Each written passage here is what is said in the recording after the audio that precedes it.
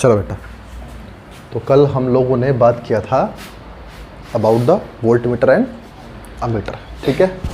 तो we have this numerical, this the NCERT numerical, exemplar numerical, clear. तो हमें ये न्यूमेरिकल में क्या करना है, ठीक। तो इस न्यूमेरिकल में आपको दे रखा है ये एक अरेंजमेंट दे रखा है किसका, एक गैलमीटर का, उसके साथ में सीरीज़ में कुछ रेजिस्टेंस लगे हैं। अगर आपने पूरा वोल्ट मीटर अच्छे से रिवीजन किया होगा तो तुम्हें एक कंसेप्ट समझ में आ जाएगा, है ना। वोल्ट मीटर गैलमीटर के अगर सीरीज़ में हम रेजिस्टेंस लगाएंगे तो उससे क्या बनेगा, उससे वोल्ट मीटर बनेगा। आप सब जानते हो वोल्ट मीटर का रेजिस्टेंस ज़्यादा होता है, मालूम है ये बात, ठीक है। तो अब आप देखो यहाँ पे इस सर्किट को देख के हम समझ रहे हैं कि गैलमीटर में ये वाला रेजिस्टेंस R1 रेजिस्टेंस जहाँ तक है, भाई ये सारे रेजिस्टेंस सीरीज़ में है। R1 रेजिस्टेंस तक हम अगर रेंज लेते हैं, है ना, तो ये गैलमीटर हमें 2 वोल्ट का पोटेंशियल डिफरेंस शो करेगा। मतलब ये दोनों मिलके क्या बनेंगे, वोल्ट मीटर, है ना। तो इसके अक्रॉस में कितना पोटेंशियल डिफरेंस रहेगा, 2 वोल्ट का। तो एक गैलमीटर हमें शो करेगा 2 वोल्ट का पोटेंशियल डिफरेंस, ठीक है। यानी इसकी रेंज ही 2 वोल्ट की होगी। अगर मैं रेजिस्टेंस बढ़ा दूं, मैं यहाँ से करेक्शन कर दूं तो रेजिस्टेंस बढ़ गया, R1 + R2 हो गया, ठीक है।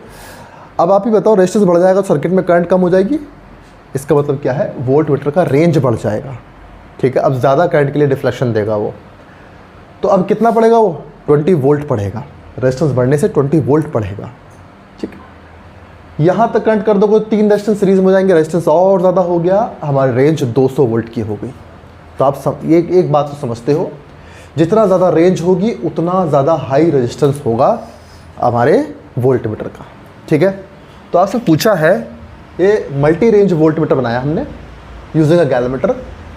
We want to construct a volt meter to measure 2 volt और 20 वोल्ट, 200 वोल्ट, और जो रेजिस्टेंस है गैलमीटर का वो कितना है, 10 ओम, ठीक है। अच्छा, ये क्या है, and that produces maximum deflection current,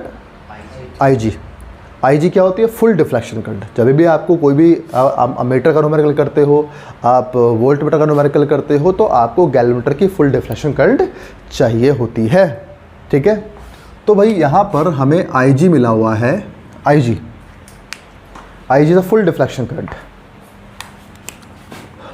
IG is equals to what 1 milliampere, 1 milliampere, ठीक है। That is 1 × -3 ampere.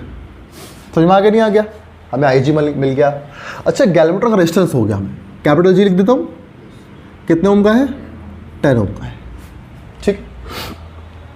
हमें बात करना है फाइंड द R1, हमें R1 निकालना है। तो R1 हम कैसे निकालें, ठीक है। R1 निकालने के लिए हम क्या करें, ठीक है। तो अभी एक काम करो, आप बाकी सबको भूल जाओ, है ना।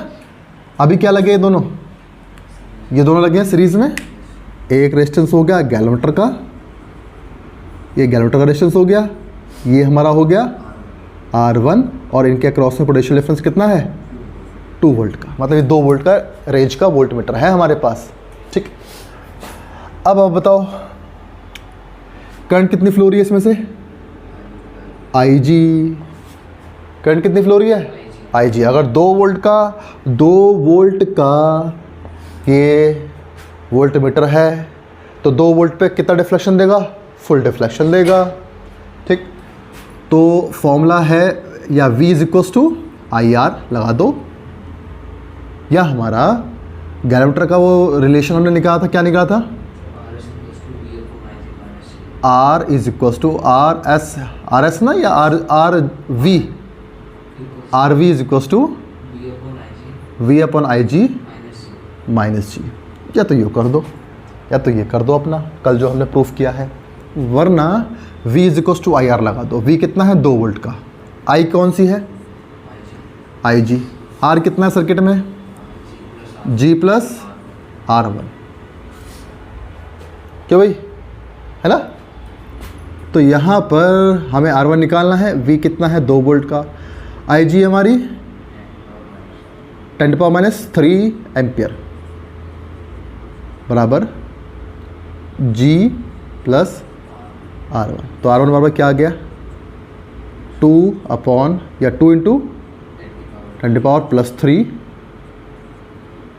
और G इधर आ गया और -G। तो R1 कितना हो गया 2 इंटू 10⁻, यानी मतलब 2000।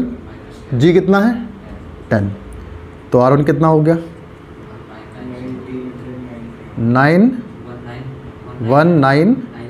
1990 ओम।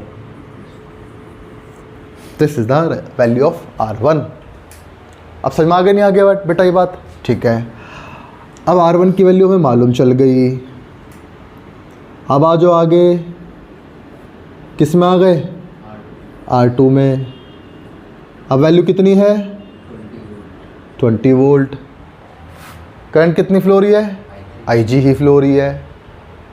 भाई पोटेंशियल डिफरेंस बढ़ा दिया तो रेजिस्टेंस तो बढ़ गया। ठीक है।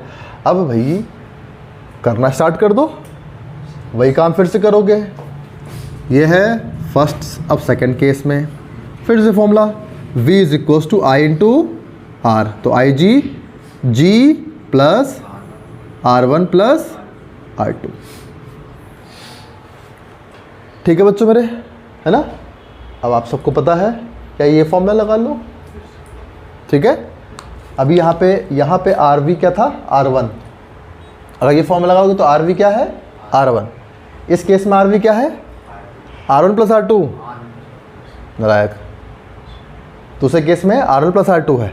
तीसरे केस में R1 plus R2 plus R3 है ना। अभी सेकंड केस में होगा ये RV जो होगा RV टोटल रेजिस्टेंस होगा जो सीरीज में लगा है। पहले केस में होगा फर्स्ट केस में RV बराबर R1। सेकंड केस में होगा RV बराबर R1 plus R2। Third case में होगा RV बराबर R1 plus R2 plus R3। हो जाएगा न्यूमेरिकल, बहुत इजी है। ठीक है। हाँ, इसकी एग्जामिनेशन वैल्यू भी ठीक ठाक है, बोर्ड एग्जाम में आ सकता है ऐसा न्यूमेरिकल, आपको करना होगा, है ना? जो भी है 18,000 है। क्या है 18,000? R2 की वैल्यू 18,000। R1 की वैल्यू आपने रखी होगी यहाँ पे। ठीक है 18,000 ओम। ठीक है। थर्ड वाले में क्या रखोगे V बराबर IG G plus R1 plus R2 plus R3। हो जाएगा न्यूमेरिकल। ठीक है, करके देखना आप लोग। ठीक, चलो अब नेक्स्ट न्यूमेरिकल देखते हैं।